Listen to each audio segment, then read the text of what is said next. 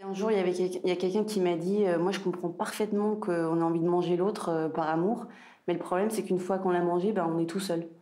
Et ça m'avait vraiment marqué. J'ai commencé à vouloir écrire cette histoire. C'est une histoire d'amour entre deux personnes qui sont interprétées par Arthur Fourcade et Martin Seb. Il y en a un des deux qui doit mourir parce qu'il a une maladie grave.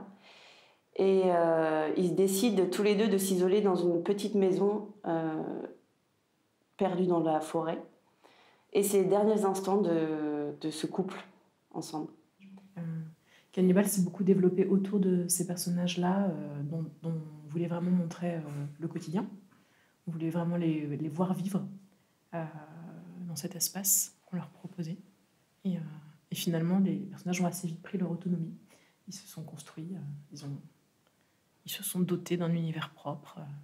Ce qui est marquant, je pense, dans Cannibal, c'est le côté immersif. C'est-à-dire qu'on a reconstitué avec les moyens du bord un vrai petit intérieur de maison où ils cuisinent sur scène, ils se douchent.